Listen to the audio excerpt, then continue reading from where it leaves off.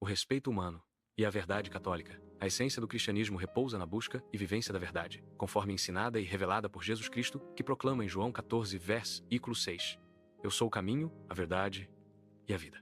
Contudo, em um mundo dominado pelo relativismo moral e pelas pressões culturais do paganismo ateu que permeia nossos dias, a verdade frequentemente é eclipsada pelo desejo de agradar aos outros, em um fenômeno conhecido como respeito humano. O respeito humano, em sua essência, não é um mal. Ele pode ser entendido como a virtude do decoro social, um reflexo do amor ao próximo que busca viver em harmonia e respeito mútuo. São Paulo, em sua carta aos Romanos, exorta sobre a questão: dai a cada um o que lhe é devido, a quem o imposto, imposto, a quem o tributo, tributo, a quem o temor, temor, a quem a honra, honra. Romanos 13, 7. Contudo, a distância entre o falso e o verdadeiro respeito é uma linha muito tênue. Como todas as virtudes, o respeito humano pode ser corrompido quando distorce seu objetivo original. Quando buscamos agradar os outros, em detrimento da verdade, caímos na armadilha de colocar a aprovação humana acima de Deus. Nesse sentido, o Catecismo da Igreja Católica adverte: não se pode servir a dois senhores. Santo Tomás de Aquino ensina que a justiça deve ser a guia das nossas relações sociais. Ele afirma que o bem maior de todo homem é ordenar sua vida à verdade divina, pois a verdade é uma propriedade do ser, e só na conformidade com o ser divino o homem encontra sua plenitude. Assim, colocar a opinião alheia acima da verdade é um desvio da ordem moral. Para o católico, a verdade não é apenas uma ideia, mas uma pessoa.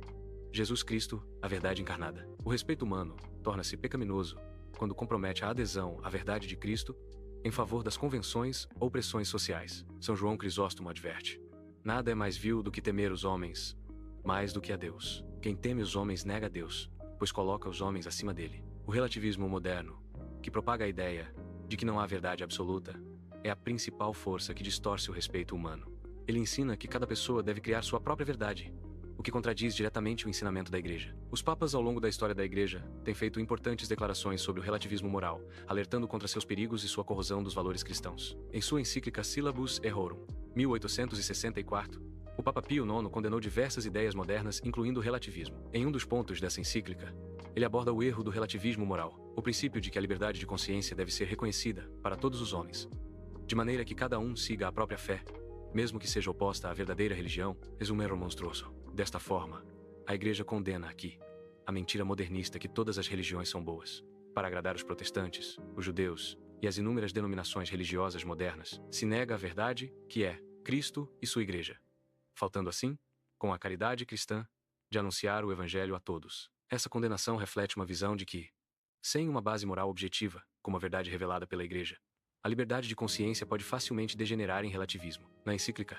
Libertas Praestantissimo, 1888, Papa Leão XIII expressou preocupações sobre a ideia de que cada indivíduo pode escolher sua própria verdade, sem recorrer a uma autoridade moral superior. A liberdade de pensamento, sem restrição alguma, não é verdadeiramente digna do homem, pois a verdade é aquela que nos foi dada por Deus, e os homens devem nela se apoiar, em vez de se entregarem ao livre exame e julgamento de suas próprias opiniões. Aqui, o Papa reafirma a necessidade de uma verdade objetiva e universal, contra a ideia de que a verdade pode ser manipulada ou relativa à vontade humana. O relativismo moderno baseia-se no paganismo, porém, no paganismo de sua pior espécie, uma vez que na antiguidade podia-se retirar alguns elementos e costumes do paganismo, onde se notava pelo menos alguma virtude moral, o que não ocorre no paganismo moderno recheado de erros e de soberbia, onde Deus está fora ou não pode ser conhecido. Em sua encíclica, 40º ano, 1931, Pio XI aborda a questão do relativismo moral no contexto da economia e da sociedade. Ele faz uma crítica à ideia de que a moralidade pode ser determinada por condições sociais ou individuais.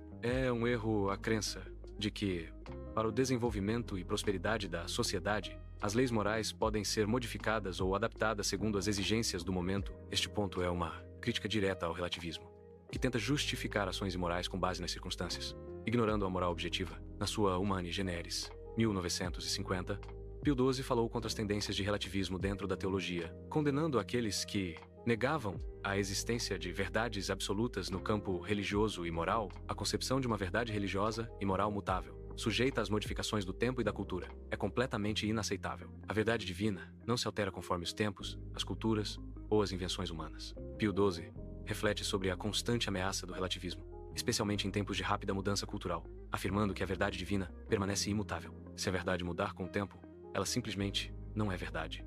Tudo passa a ser válido e cada qual tem sua verdade de estimação. Santo Tomás explica que a verdade não depende da percepção subjetiva, mas de uma conformidade objetiva com a realidade. Ele escreve: a verdade é o bem supremo do intelecto, e como tal, não pode ser subordinada ao que é meramente conveniente ou agradável. A história da Igreja está repleta de exemplos de santos e mártires que se recusaram a trair a verdade em nome de convenções ou pressões sociais. Um dos exemplos mais notáveis é o de São Thomas More, que preferiu perder sua posição como chanceler da Inglaterra e, por fim, sua própria vida a negar a primazia de Cristo e da Igreja.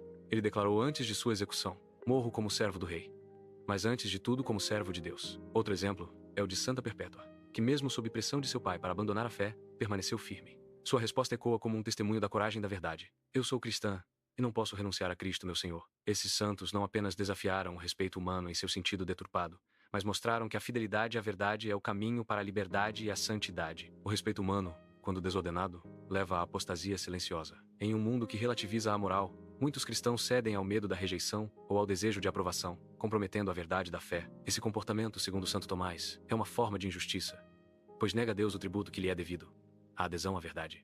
São Gregório Magno alerta: nada agrada mais ao inimigo da alma do que ver o homem submeter-se à mentira para ganhar a aprovação de outros. Cristo nos adverte diretamente sobre este perigo: quem se envergonhar de mim e das minhas palavras, dele se envergonhará o Filho do Homem. Lucas 9:26. O respeito humano é uma virtude cristã, quando ordenado à verdade, mas se torna um obstáculo espiritual quando cede às pressões do mundo. A fidelidade à verdade exige coragem, humildade e um profundo compromisso com Cristo. A vida dos santos e os ensinamentos da Igreja nos mostram que viver na verdade é o único caminho para a liberdade e a salvação. Que cada um de nós possa, como São Tomás de Aquino, afirmar com convicção: a verdade é o bem supremo da alma, e somente nela encontramos a verdadeira beatitude.